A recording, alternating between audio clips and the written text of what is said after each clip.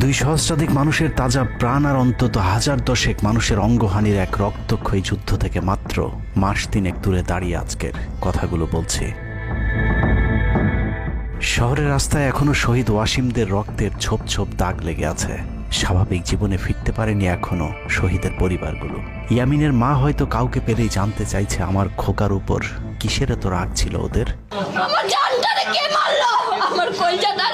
সে প্রশ্নের উত্তর হয়তো কেউ কোনোদিন দিতে পারবে না।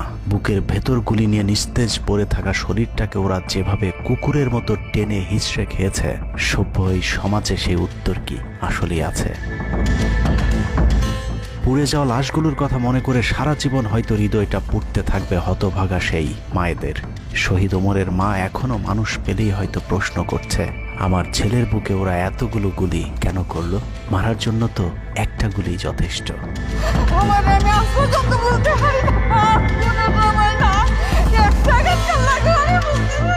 তৃষ্ণা পেলে মুগ্ধের মায়ের হয়তো কানে বেজে উঠবে, পানি লাগবে, পানি।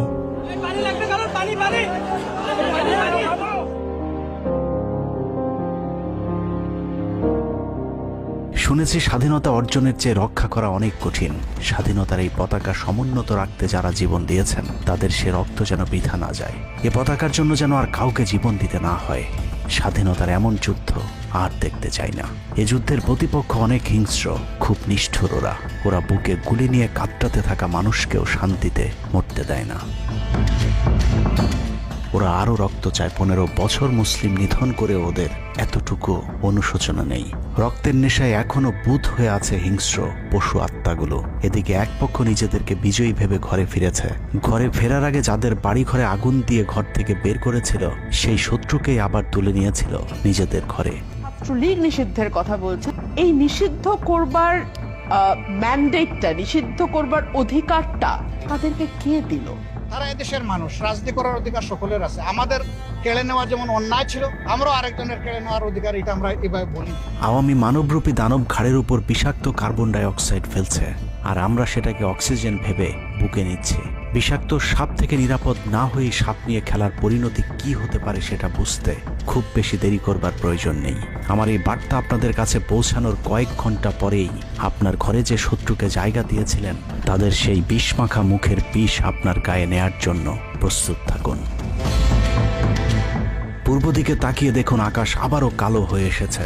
ঘুটঘুটে অন্ধকার দেখে ঝড়ের গতি যতটুকু ভাবছেন অন্ধকারের সেই ঝড়ো বাতাস আসলে আলোর চেয়েও বেশি গতি নিয়ে ধেয়ে আসছে সবকিছু লণ্ডভণ্ড করে দিতে। প্রলয়ঙ্করী সেই ঝড়ের কবল থেকে প্রিয় মাতৃভূমিকে বাঁচাতে হলে দেশ রক্ষার পবিত্র দায়িত্ব যাদেরকে দেয়া হয়েছে, চলুন দেখে আসি তারা আসলে কতটা প্রস্তুত।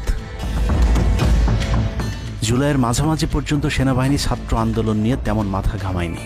ছাত্রলীগ যেদিন ঢাকা বিশ্ববিদ্যালয়ের ছাত্রীদের উপর আক্রমণ করেছিল, মূলত সেদিন থেকে সেনাবাহিনীর অভ্যন্তরীণ বিভিন্ন গ্রুপগুলোতে আলোচনা সমালোচনা শুরু হয়। 17 তারিখ সকল ডিভিশনের জিওসিরা অফিসার এবং সৈনিকদেরকে কোনো ধরনের গুজবে কান না দেওয়ার পরামর্শ দেন। জিওসিদের পক্ষ থেকে সাফ জানিয়ে দেওয়া হয়, সরকার মিসক্রিয়েন্টদের বিরুদ্ধে যথাযথ ব্যবস্থা নিচ্ছে, এটা নিয়ে সেনাবাহিনীর মাথা ঘামানোর কিছু নেই। 11 ডিভিশনের মেজর জেনারেল খালেদ আল মামুন, 55 ডিভিশনের GOC major general Mahbubur Rashid এবং কুমিল্লা ডিভিশনের জিওসি জাহাঙ্গীর আলম ছিলেন সবচেয়ে বেশি আক্রমণাত্মক। ছাত্রদের পক্ষে কোনো পোস্ট কিংবা প্রোফাইল পিকচার লাল করার বিরুদ্ধে তাদের ছিল কঠোর বার্তা। 17 জুলাইয়ের গুরুত্বপূর্ণ আরেকটি ঘটনা হলো, Hasina air chief marshal Hasan Mahmud খানকে বিমান বাহিনীর MI-17 হেলিকপ্টারকে এভি গান কনফিগারেশন লোড করতে বলেন, যা মূলত যুদ্ধকালীন চূড়ান্ত সময় ব্যবহার করা হয়। এয়ার চিফ হাসিনাকে উল্টো প্রশ্ন করেন, আমাদের সেনাবাহিনী কি এখনো ফেল করেছে? তাহলে এত দ্রুত বিমান বাহিনী কেন? বিমান বাহিনী প্রধানের মুখের উপর এমন বক্তব্যে শেখ হাসিনা প্রচণ্ড ক্ষেপে যান। এর পরপরই তিনি বিমান বাহিনী প্রধানের বিরুদ্ধে পদক্ষেপ নেওয়ার জন্য ব্রিগেডিয়ার জেনারেল ইমরান হামিদ এবং লেফটেন্যান্ট জেনারেল মুজিবকে নির্দেশ দেন। আর্মি ইন্টেলিজেন্স থেকে এই পরিকল্পনার তথ্য জেনে বিমান বাহিনী প্রধান ওই রাতেই তার নিরাপত্তার জন্য গাজীপুর থেকে এয়ার কমান্ড নিয়ে আসেন, যে ইউনিটটি এখনও বিমান বাহিনী প্রধানের নিরাপত্তার দায়িত্বে ঢাকাতেই অবস্থান করছে। যাই হোক, বিমান বাহিনী প্রধান সেদিন রাজি হলে ব্ল্যাকআউটের সময়টা আরও ভয়ঙ্কর হতে পারত। বিমান বাহিনীর সহায়তা না পেয়ে শেখ হাসিনা পরদিন র্যাব প্রধানকে ডেকে আদেশ দেন তার হেলিকপ্টার প্রস্তুত রাখার। র্যাব প্রধান হাসিনার আদেশ অনুযায়ী ছাত্রদের বিরুদ্ধে অপারেশনে হেলিকপ্টার ব্যবহার করেন। হেলিকপ্টারের গুলিতে যতগুলো হতাহতের ঘটনা ঘটেছে সবগুলোই র্যাবের হেলিকপ্টার থেকে করা হয়েছিল। র্যাবের পাশাপাশি ঢাকার বাইরে দু একটি পাদে প্রায় সবকটি ডিভিশনের জিওসিরা দেশের বিরুদ্ধে অবস্থান নিয়েছিলেন। ঢাকার বাইরে থেকে বিশেষ করে ডিভিশন সাপোর্ট ব্যাটালিয়নকে অগ্রাধিকার ভিত্তিতে ঢাকায় নিয়ে আসা হয়, কারণ তাদের সাথে এপিসি সুবিধা ছিল। এপিসি গাড়িগুলো মূলত ছাত্রদের বিরুদ্ধে চূড়ান্ত পদক্ষেপ নেওয়ার জন্যই আনা হয়েছিল। রাষ্ট্রীয় গুরুত্বপূর্ণ এলাকা কেপিআই রক্ষায় 19 তারিখে সেনা নামানোর সিদ্ধান্ত নেওয়া হয়।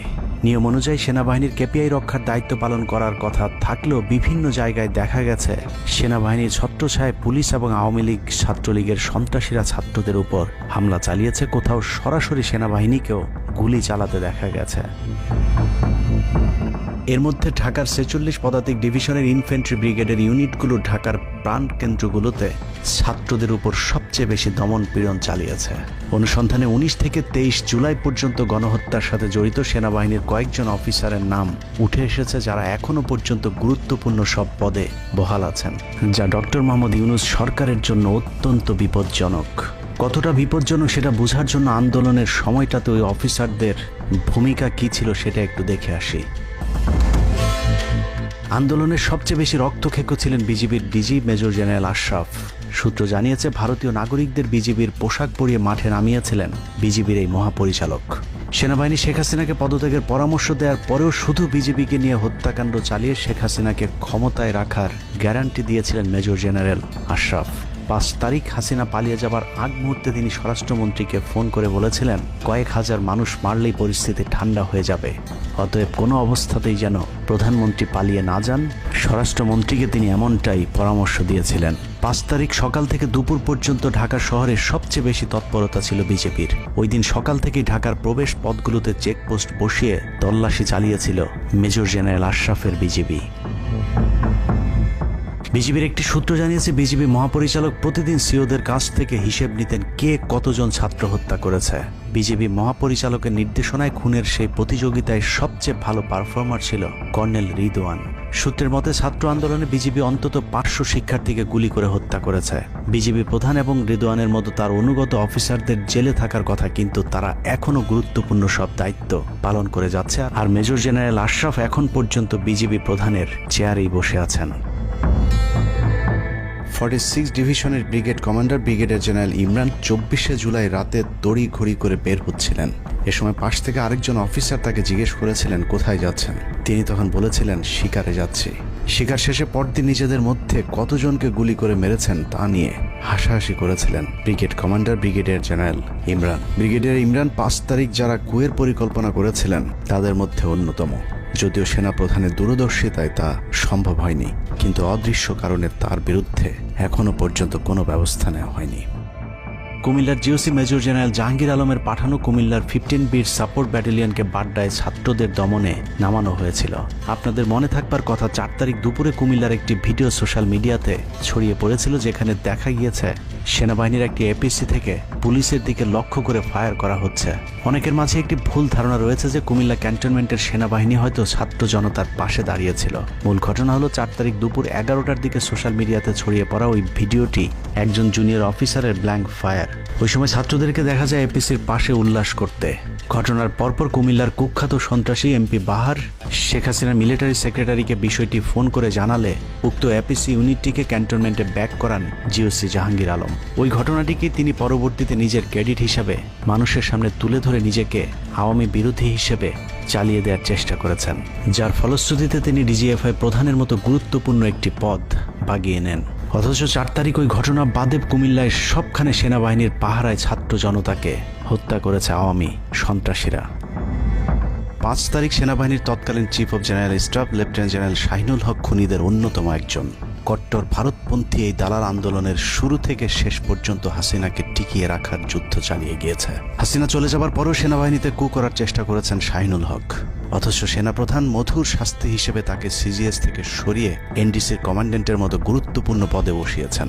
এছাড়া সম্প্রতি আওয়ামী ঘেঁষায় এই কর্মকর্তাকে 15 বছর ধরে যেসব সেনাবাহিনীর কর্মকর্তারা প্রমোশন বঞ্চিত ছিলেন তাদের প্রমোশনের লক্ষ্যে গঠিত কমিটির প্রধান করা হয়েছে তাকে, যে কারণে বঞ্চিত অফিসারেরা শঙ্কায় আছেন ন্যায্য অধিকার ফিরে পাবার।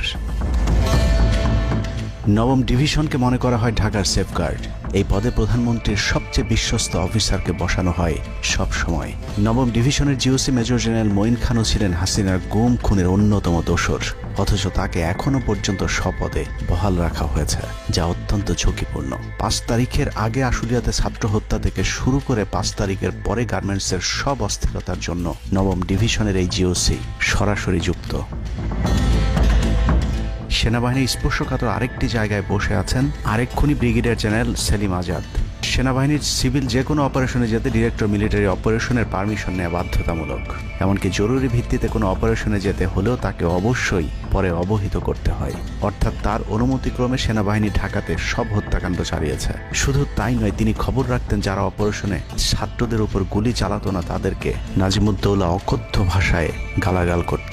নাজিমুদ্দৌলা সাবেক কুখ্যাত ডিজিএফআই ডিজি মেজর জেনারেল আকবর হোসেনের এপিএস ছিলেন, অথচ তাকে এখনো পর্যন্ত তার সেই গুরুত্বপূর্ণ পদ থেকে সরানো হয়নি। ব্রিগেডিয়ার জেনারেল আকসার ইন্টারন্যাশনাল অ্যাফেয়ার্স ব্যুরো আইএবির ডিরেক্টরের দায়িত্বে আছেন। বহুল আলোচিত আয়নাঘরের পুরো নিয়ন্ত্রণ ছিল সেনাবাহিনীর এই কর্মকর্তার হাতে। তার হাতেই রাজনৈতিক দল এবং নেতাদের ভাগ্য নির্ধারিত হয়। আওয়ামী লীগ সরকারের সময়কার গুরুত্বপূর্ণ সেই দায়িত্ব পালন করা ব্যক্তি এখনো পর্যন্ত তার সেই পুরাতন দায়িত্বই পালন করে যাচ্ছেন। সেনা সূত্র জানিয়েছে আকসারের ভারত কানেকশন এতটাই শক্তিশালী যে সেনা প্রধানও নাকি তাকে তার চেয়ার থেকে সরাতে পারছেন না। কদমবুচি জেনারেল খ্যাত মেজর জেনারেল মাহবুবুর রশিদ যশোর ডিভিশনের জিওসি। সামরিক নিয়ম ভেঙে গোপালগঞ্জে সবার সামনে হাসিনার পা ছুঁয়ে সালাম করেছিলেন major general Mahbubur Rashid. 5 August এবং 7 আগস্ট সেনাবাহিনীর গাড়ি পোড়ানোর পরেও সেনাবাহিনীকে কোনো অ্যাকশনে যেতে দেয়নি সেনাবাহিনীর এই আওয়ামী কর্মকর্তা।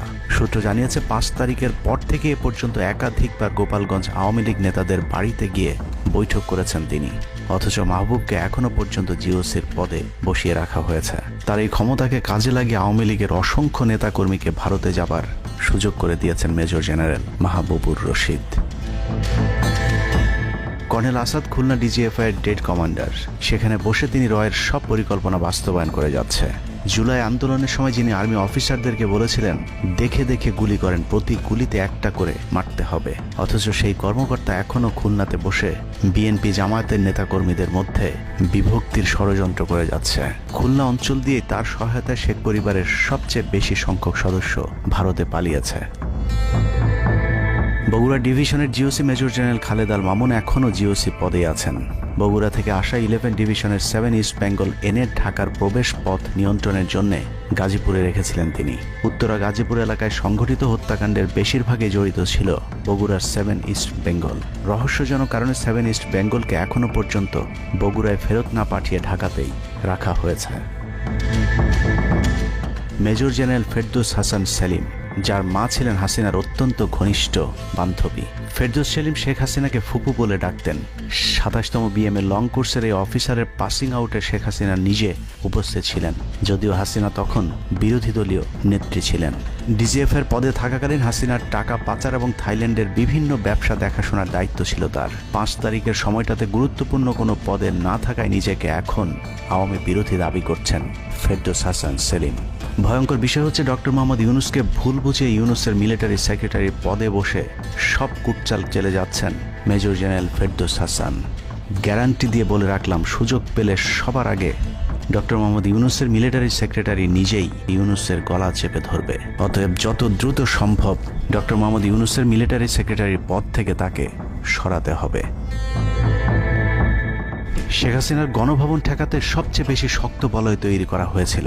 অনুসন্ধানে জানা যায় শেখ হাসিনাকে রক্ষা করতে গণভবনের আশপাশে সেনাবাহিনীর অন্তত 13টি অস্থায়ী চেকপোস্ট বসানো হয়েছিল, যেখানে east Bengal regiment, field regiment artillery, Bangladesh infantry regiment, infantry brigade headquarter সহ সেনাবাহিনীর বেশ কয়েকটি চেকপোস্ট বসানো হয়েছিল শুধুমাত্র শেখ হাসিনাকে রক্ষা করার জন্য। সেনাবাহিনীর এসব আর্মি অফিসারদের সম্মিলিত অপারেশনে ছাত্রদের উপর চালানো হয়েছে নির্মম নৃশংস হত্যাযজ্ঞ। কিন্তু এই হত্যাকাণ্ড সেনাবাহিনীর ভেতরে থাকা দেশপ্রেমিক অফিসারদের বিবেকের দরজা খুলে দিয়েছিল। 20 থেকে 23 জুলাই ইন্টারনেট বন্ধ করে যে পৈশাচিক হত্যাকাণ্ড চালানো হয়েছে সেই দৃশ্য যখন একের পর এক সামনে আসতে শুরু করেছিল, তখন সাধারণ মানুষ যেভাবে স্তম্ভিত হয়েছিল, ঠিক একইভাবে সেনাবাহিনীর বিবেকবান জুনিয়র এবং মধ্যম সারির অফিসারদেরকেও ব্যাপকভাবে নাড়া দেয়। ভিডিওগুলো যত ছড়িয়ে পড়ছিল ততই থমথমে হয়ে উঠতে থাকে সেনাবাহিনীর অভ্যন্তরীণ পরিবেশ। 27 তারিখ প্রাপ্ত গোয়েন্দা তথ্যের ভিত্তিতে সেনাপ্রধানকে জানানো হয় পরিস্থিতি নিয়ন্ত্রণের বাইরে চলে যাচ্ছে। কোনো অবস্থাতেই প্রধানমন্ত্রীকে ক্ষমতায় রেখে পরিস্থিতি নিয়ন্ত্রণ করা সম্ভব নয়। গোয়েন্দা ওই রিপোর্টে আরও জানানো হয় সেনাবাহিনীর ভেতরে বিদ্রোহের আশঙ্কা দেখা দিয়েছে।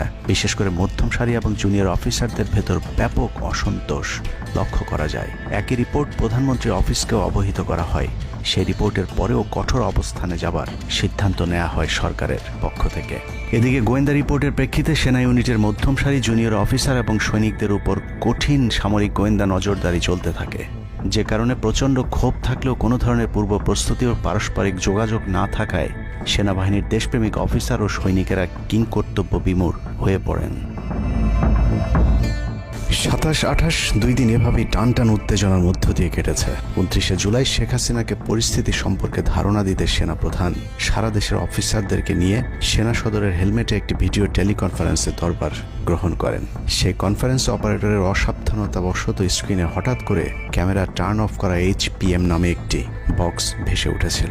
এরপরে উপস্থিত অফিসারেরা হাসিনার উপস্থিতির বিষয়টি বুঝে ফেলেন। অনেকের ধারণা শেখ হাসিনা উপস্থিত আছেন এটা বোঝাতেই HPM বক্সটি সবাইকে দেখানো হয়েছিল, যেন কেউ কোনো ধরনের অভিযোগ করতে না পারেন। কিন্তু সবাইকে অবাক করে বেশ কয়েকজন অফিসার তাদের ক্ষোভের কথা জানান। এর মাঝে রাজশাহী CMH এর একজন মেজর র্যাঙ্কের নারী চিকিৎসক 19 থেকে 23 তারিখ পর্যন্ত চলা ছাত্র হত্যার বিভীষিকাময় বর্ণনা তুলে ধরে আবেগী এক বক্তব্য দেন।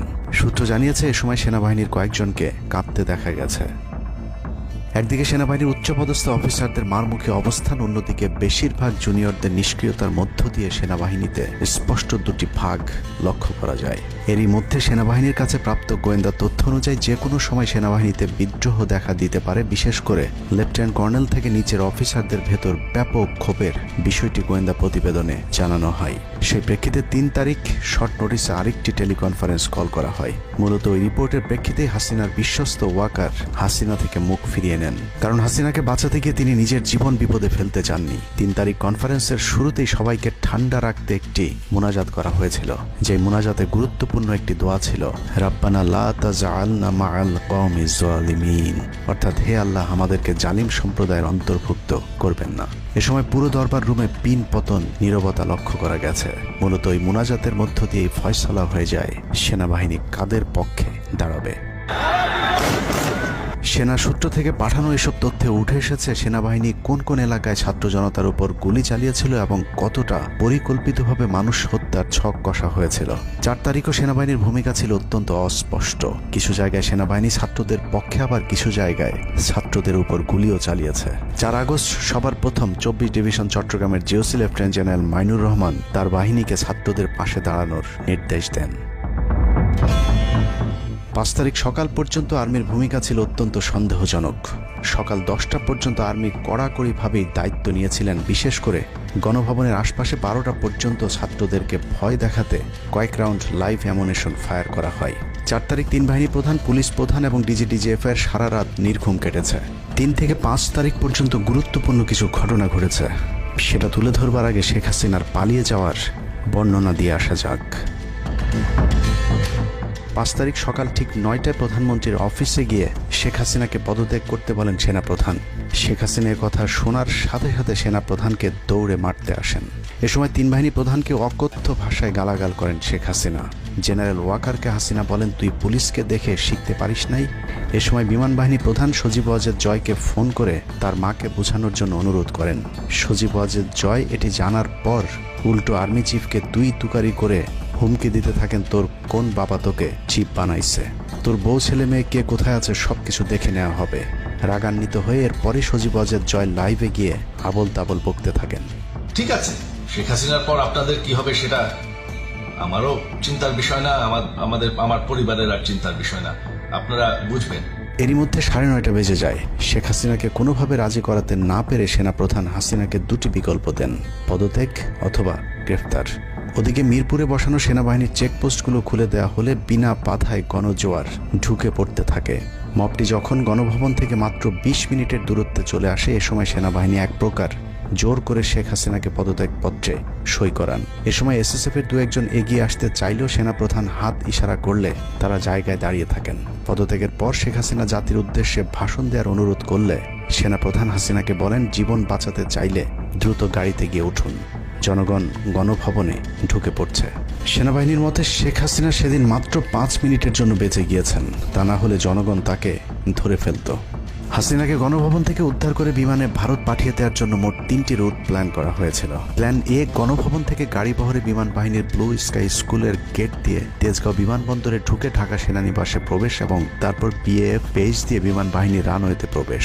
সেখান থেকে বিমান বাহিনীর C-130 যে বিমানে ভারতে উড্ডয়ন। দুর্ভাগ্যজনকভাবে ততক্ষণে বিপ্লবী জনতার শেওড়াপাড়া রাস্তা দিয়ে বিমান বাহিনীর ব্লু স্কাই স্কুলের গেট ক্রস করে আগারগাঁও চৌরাস্তা পর্যন্ত চলে এসেছিল। ওদিক দিয়ে ক্যান্টনমেন্টের জাহাঙ্গীর গেটও ছাত্র জনতার দখলে, তাই গণভবন থেকে গাড়িতে করে ঢাকা সেনানিবাসে ঢোকার সব পথ বন্ধ হয়ে গিয়েছিল, যে কারণে প্ল্যান বি অবলম্বন করতে হয়েছিল হাসিনাকে উদ্ধারকারীদের। প্ল্যান বি অনুযায়ী গণভবন থেকে বিমান ঘাঁটিতে যাওয়ার তখন একটাই পথ বাকি ছিল, তা হলো হেলিকপ্টারে যাওয়া। বিমান বাহিনীর MI-17 হেলিকপ্টার চন্দ্রিমা উদ্যানের পাশে বাণিজ্য মেলার মাঠে এসে অবতরণ করে। খুনি হাসিনা চন্দ্রিমা উদ্যানের পাশের রাস্তা দিয়ে বাণিজ্য মেলা মাঠে প্রবেশ করে এবং সেখান থেকেই হেলিকপ্টারে করে বিমান বাহিনী ঘাঁটিতে নিয়ে যাওয়া হয় তাকে। সেখানে গিয়ে তারেক সিদ্দিকী এবং সালমান এফ রহমানের জন্য কিছুক্ষণ অপেক্ষা করে শেখ হাসিনা। তবে শেষ পর্যন্ত সালমান এফ রহমানের পৌঁছাতে দেরি হয় শেখ হাসিনাকে নিয়ে কোনো গন্তব্য ছাড়াই 10টা 45 মিনিটে উড়াল দেয় বিমান বাহিনীর C-130 জুলিয়েট বিমানটি। সাধারণত বিমানের রুট ব্যবহারে কোড ব্যবহার করতে হলেও সেটা করেনি। রাডার ফাঁকি দিতে জীবনের ঝুঁকি নিয়ে এই পদ্ধতি অবলম্বন করা হয়েছিল।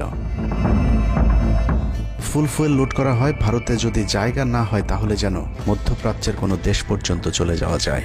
মোট 9 জন পাইলটকে নিয়ে বিমানে ওঠানোর পর কোনো ধরনের নির্দেশনা বা ম্যাপ প্ল্যানিং ছাড়াই পাইলটদেরকে বলা হয় টেক অফ করতে।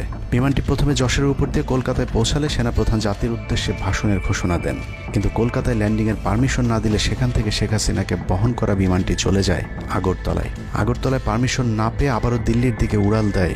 সেখান থেকে দিল্লি গেলে সেখানেও রিফিউজ করা হয়। দিল্লি বিমানবন্দরে নামতে না দিলে অনিশ্চয়তা দেখা দেয় শেখ হাসিনাকে বহন করা বিমানটির ভারতে অবতরণ নিয়ে। বিমানের একজন পাইলটের বরাত দিয়ে জানা যায়, এভাবে উদ্দেশ্যহীনভাবে দীর্ঘক্ষণ ঘুরতে থাকার পর জরুরি অবতরণের সিদ্ধান্ত নেওয়া হয়। তবে জরুরি অবতরণের ঠিক আগ মুহূর্তে দিল্লির গাজিয়াবাদ এয়ারবেজে নামার অনুমতি পায় C-130 জুলিয়েট, যেখানে অজিত ধওয়াল তাকে রিসিভ করেন। অবতরণে জটিলতার কারণেই 5 তারিখ সেনাপ্রধান জাতির উদ্দেশ্যে ভাষণ দিতে বারবার দেরি করছিলেন, কারণ তিনি নিশ্চিত হতে চাচ্ছিলেন শেখ হাসিনা ভারতে অবতরণ করেছেন। তারপরই বাংলাদেশের মানুষ মুক্তি পায় এক ফেরাউনের হাত থেকে। হাসিনা পালিয়ে যাওয়ার সেই খবর পৃথিবীর সবাই জানে, কিন্তু 3 থেকে 5 তারিখ পর্যন্ত ক্যান্টনমেন্টে কিছু ঘটনা ঘটেছে, যেই ঘটনা এখনও আমাদের কাছে অজানা। 3 তারিখ সেনাপ্রধানের ওই ভার্চুয়াল মিটিংয়ের পর মোটামুটি নিশ্চিত হয়ে যায় শেখ হাসিনা অধ্যায় বাংলাদেশের শেষ। শুরু হয় ভারতের প্ল্যান বি বাস্তবায়নের প্রক্রিয়া। 3 তারিখ রাতে আসিফ নজরুলের সাথে ডিজিএফআই কার্যালয়ের পাশের একটি ভবনে আসিফ নজরুলের ঘনিষ্ঠ বন্ধু major general Hamid, lieutenant general Mujib এবং মেজর জেনারেল ফেরদৌস সেলিমের একটি গোপন বৈঠক হয়, যেখানে ভারতীয় গোয়েন্দা সংস্থার 16 জন কর্মকর্তা উপস্থিত ছিলেন। মূলত 5 তারিখ শেখ হাসিনা পদত্যাগ করার পর করণীয় নির্ধারণ করতেই ওই বৈঠক অনুষ্ঠিত হয়। দীর্ঘ বৈঠক শেষে মোট 3টি বিকল্প নির্ধারণ করা হয়। প্রথমটি জরুরি অবস্থা জারি করে সেনাবাহিনীর হাতে ক্ষমতা দেয়া, দ্বিতীয়টি আসিফ নজরুলকে প্রধান উপদেষ্টা করে একটি অন্তর্বর্তীকালীন সরকার গঠন। অন্তর্বর্তীকালীন সরকারের ভেতরে যেন ভারতীয় বলয়ের লোকজন বেশি সংখ্যায় রাখা যায় সেটা নিশ্চিত করার ব্যাপারেও আলোচনা হয় বৈঠকে, এবং সেটা নিশ্চিত করতে আসিফ নজরুলের পেছনে সেনাবাহিনীর ওই অংশটির সর্বোচ্চ সাপোর্ট থাকারও নিশ্চয়তা দেওয়া হয়। মূলত আসিফ নজরুলকে সামনে রেখে সেনাবাহিনীর মাধ্যমেই দেশ চালানোর পরিকল্পনা করা হয়েছিল 3 তারিখের ওই গোপন বৈঠকে। 4 তারিখ 3 বাহিনী প্রধানের মধ্যে দফায় দফায় বৈঠক চলেছে। সেই বৈঠক থেকে সিদ্ধান্ত হয় 5 তারিখ সকাল 9টার মধ্যে শেখ হাসিনাকে চূড়ান্তভাবে পদত্যাগের বিষয়টি জানিয়ে দেওয়া হবে। এর পরপরই আসিফ নজরুলকে আবারও ক্যান্টনমেন্টে ডেকে আনা হয় এবং শেখ হাসিনার পদত্যাগের পর আওয়ামী নেতা কর্মীদেরকে যতটা সম্ভব নিরাপত্তা দেয়া, বেসরকারি বিভিন্ন প্রতিষ্ঠানগুলোতে যতটা সম্ভব আগের কর্মকর্তাদেরকে রেখে দেয়া এবং বিটিআর হত্যাকাণ্ড নিয়ে কোনো ধরনের পদক্ষেপ না নেওয়ার সহ বেশ কিছু করণীয় ঠিক করে দেওয়া হয়। দীর্ঘ সেই আলোচনার কারণে 4 তারিখ সারা রাত ক্যান্টনমেন্টে অবস্থান করেছেন আসিফ নজরুল।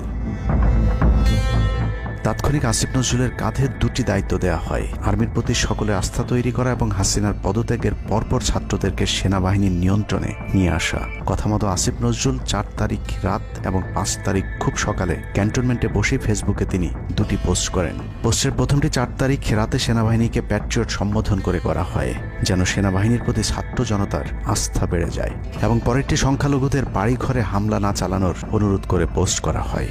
দুপুর 12টার আগে আসিফ নজরুলের করা হিন্দুদেরকে নিয়ে ওই পোস্টে প্রমাণ করে আসিফ নজরুল আগে থেকেই জানতেন কিছুক্ষণ পর আসলে কি ঘটতে যাচ্ছে।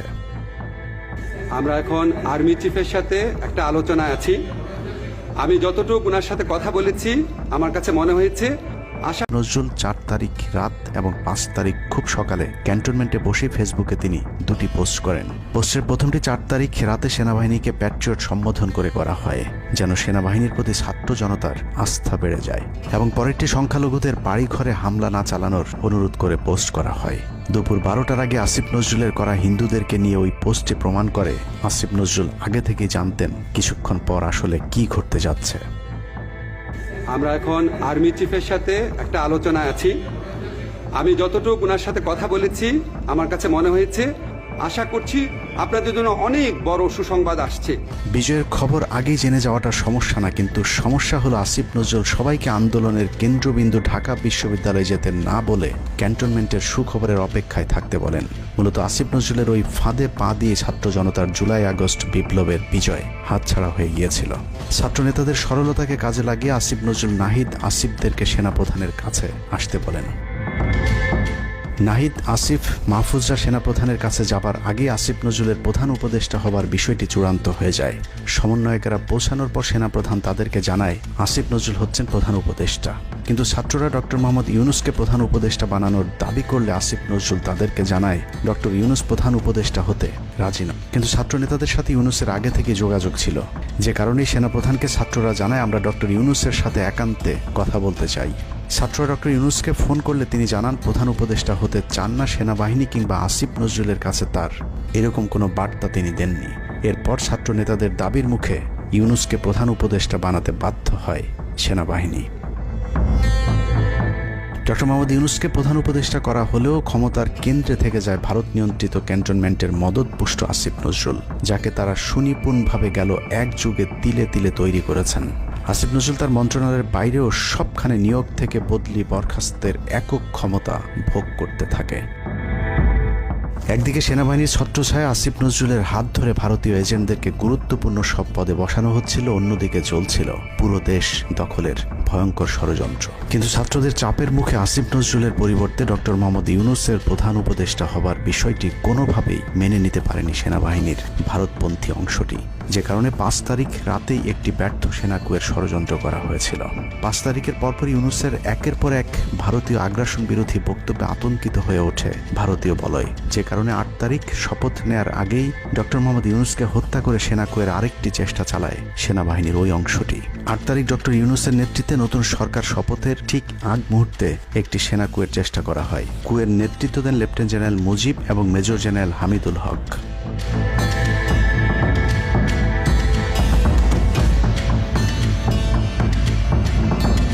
কিন্তু পশ্চিমা একটি গোয়েন্দা সংস্থা বিষয়টি দ্রুত সেনাপ্রধানকে জানালে জেনারেল ওয়াকার তাদের পরিকল্পনা ভণ্ডুল করে দেয়। সেনাপ্রধান তাৎক্ষণিকভাবে লেফটেন্যান্ট জেনারেল শামীমকে পিএসও এএফটি থেকে সিজিএস হিসেবে নিয়োগ দেন এবং মুজিবকে কিয়মজি থেকে আটডগে বদলি করেন, যদিও 8 তারিখ রাত থেকেই মুজিব পলাতক রয়েছেন। এরপর 12 সেপ্টেম্বর তাকে সেনাবাহিনী থেকে বরখাস্ত করা হয়। একই দিনে লেফটেন্যান্ট জেনারেল হামিদুলকে স্বেচ্ছায় অবসরে পাঠানো হয়। এনডিসি থেকে মেজর জেনারেল সাইফুলকে মিনিস্ট্রি অফ ফরেন অ্যাফেয়ার্স এবং চিফ অফ জেনারেল স্টাফ শাহিনকে এনডিসিতে পাঠানো হয়।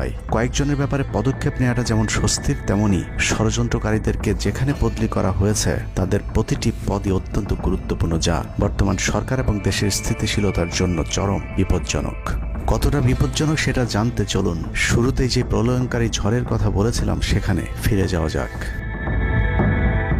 ভারতীয় গোয়েন্দা সংস্থা 5 তারিখের পর থেকে দেশে নানাভাবে একটা সাম্প্রদায়িক দাঙ্গা বাঁধানোর চেষ্টা চালিয়ে যাচ্ছেন, যেটাকে কেন্দ্র করে বাংলাদেশে একটা সামরিক অভিযান চালানো যায়। এই দাঙ্গা বাঁধাতে ভারতীয় গোয়েন্দারা আওয়ামী লীগ, হিন্দু এবং ইসকনকে কিভাবে ব্যবহার করছে সেই পরিকল্পনার ছক এখন বাংলাদেশি গোয়েন্দাদের হাতে। একটি গোয়েন্দা সংস্থা থেকে যেসব তথ্য আমার কাছে পৌঁছেছে তা রীতিমতো এই দেশের অস্তিত্বের জন্য হুমকি স্বরূপ। আওয়ামী লীগ, হিন্দু আর ভারতের এই চক্রান্ত যদি সঠিকভাবে মোকাবেলা করা না যায় তাহলে অচিরেই বাংলাদেশের অবস্থা হবে হায়দ্রাবাদের মতো। জননেত্রী শেখ হাসিনাকে দেশ থেকে সরে যেতে বাধ্য করেছেন।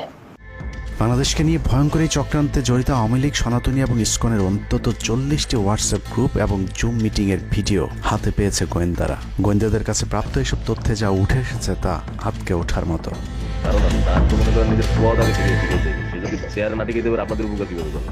সেনাপ্রধান জামাত হলে এতদিন আওয়ামী লীগ বাইকে ফেলা দিত, ঠিক আছে? এটা তো আমাদেরও আওয়ামী লীগেরও একটা গেম হতে পারে, বলা যায় জামাত শিবিরের উপরে সব চাপা দিতে পারে, এটাও হতে পারে।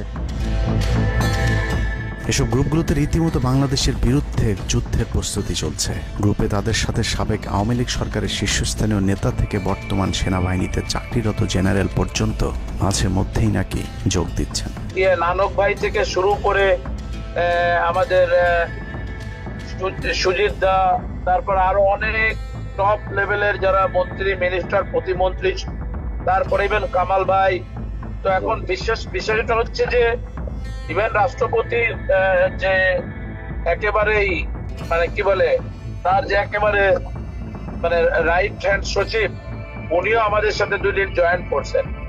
তো এখন ওনারা আসলে ভালো হইতো, যারা যারা আসেন আসলে ভালো হইতো। অনেক আমাদের এখানে প্রায় 12 থেকে 13 জন আপনার এমপি এসে কথা বলেছেন, যেটা আপনারা জানেন না, ঠিক আছে? বাংলাদেশে একেবারে টপ লেভেল সামরিক বাহিনীর 4 থেকে 5 জন জেনারেল লেভেলের লোকজন ওনারা এসে এখানে বসে থেকে আমাদের লাইভ শুনে গেছেন। আমাদের প্রধানমন্ত্রী উনি নিজে এসে বসে থেকে গেছেন। গ্রুপের সবচেয়ে ভয়ঙ্কর তথ্য পাওয়া গেছে ভুয়া মুক্তিযোদ্ধা জেডাই খান পান্নার মেসেজ থেকে। আওয়ামী এই আইনজীবী শহীদ সাইফুল ইসলাম আলিফের হত্যাকাণ্ড নিয়ে চাঞ্চল্যকর তথ্য দিয়েছে জেডাই খান পান্না। একটি চ্যাটিংয়ে তিনি লিখেছেন, দাড়িওয়ালা উকিল বেশি হয়ে গিয়েছে, আরো 2-1টারে খেয়ে দাও, আদালতে আমরা আছি, এখন অল্প কদিন জেলে থাকলেও 30 তারিখের পরে পুরস্কার পাবা। আরেকটি মেসেজে তিনি লিখেছেন, সুযোগ হাতছাড়া হয়েছে তোমাদের কারণে, কালকে সব হয়ে যেত। পরিকল্পনা ছিল কুপিয়ে মারার পর হিন্দুদের বাড়িতে হামলা হলে ভারত থেকে ট্রুপ চলে আসবে। ওরা যেহেতু হামলা করেনি, তোমাদেরই উচিত ছিল নিজেরা নিজেদের বাড়ি ঘরে আগুন দেওয়া। পেছনের ঘটনা বাদ দিয়ে 30 তারিখের পরিকল্পনায় মনোযোগী হও সবাই। শহীদ আলিফ হত্যাকাণ্ড নিয়ে আরেকজন লিখেছেন, কালকে আদালতে একটা লাশ পড়বে, হিন্দু ভাইদের পাশে আমাদের সবাইকে থাকতে হবে, ব্রিগেড মেজরের কমান্ড মেনে চলতে হবে। 30 তারিখের কর্মসূচি নিয়ে গ্রুপটিতে সশস্ত্র যুদ্ধের মাধ্যমে দেশ দখলের ভয়ঙ্কর সব আলোচনা করার ভিডিও হাতে এসেছে আমাদের। তারা বাঙালি অস্ত্রগুলি আছে, এই অস্ত্রগুলি কোথায় আছে আমার কাছে অলরেডি খবর এসেছে। আমি নিউজ দিচ্ছি গোয়েন্দাদের মাধ্যমে, তারা বলেছে 5000-এর বেশি তারা অস্ত্র আছে, M60 রাইফেল, সাইবার রাইফেল আছে, 47 রাইফেল আছে, তাদের কাছে অত্যাধুনিক হটগান আছে। আলোচকদের একজন বলছিলেন, সাবেক এবং বর্তমান পুলিশের সমন্বয়ে 1700 অস্ত্রধারী গ্যারিলা প্রস্তুত করা হয়েছে 30 নভেম্বরের জন্য। আমরা ইতিমধ্যে কথা বলেছি, পুলিশ পার্টির কথা বলছি, পুলিশের অনেক উদ্যোগের কথা, প্রত্যেকটা আগে থেকে শুরু করে পুলিশ পার্টিরা এসে এসেছেন, ওনারা আমার সাথে কথা বলে আমাদের যোগাযোগ রক্ষা করছে। ঢাকা শহরকে কিভাবে ব্লক করা হবে সেই পরিকল্পনাও করা হচ্ছে এসব জুম মিটিংগুলোতে। আমাদের কাজে লোক আব্দুল্লাহপুর, আব্দুল্লাহপুর, আশুলিয়া, টঙ্গী আছে, আমরা উত্তরা ওইটা একটা ব্লক দিবেন, তাহলে আমরা খুব সহজে আমাদের কাজ সফল করব। সশস্ত্র যুদ্ধের জন্য পুরো দেশকে মোট 10টি বিভাগে বিভক্ত করা হয়েছে, যেখানে একজন করে ব্রিগেড মেজর নিয়োগ দেওয়া হয়েছে, যাদের সবাই দেশেই অবস্থান করছেন। এর মধ্যে গ্রুপে প্রাপ্ত জেডাই খান পান্নার নম্বরটিতে মেসেজ পাঠানো হলে মুহূর্তেই সাড়া দেন তিনি। কল করতেই গড় গড় করে সবকিছু স্বীকার করেন। জেডাই খান পান্না, জি আমি তাই। 30 তারিখ 50 থেকে 80% পুলিশ, আনসার, এমনকি সচিবালয়ের আমলারাও তাদের পক্ষে মাঠে নামবে বলে স্বীকার করেন গেরিলা আক্রমণের পরিকল্পনাকারী জেডাই খান পান্না। আপনারা কি কোনো গেরিলা ইনভেশন হামলা করা যাবে? ঢাকার স্টুডেন্টরা যদি এখনো সাপোর্টার্স অর্গানাইজ হইতে নামে, এই অ্যাডমিনিস্ট্রেশনের 50% না 80% লোক নেমে আসবে, পার্টিকুলারলি পুলিশ, আনসার এবং সেক্রেটারিয়েট থেকে।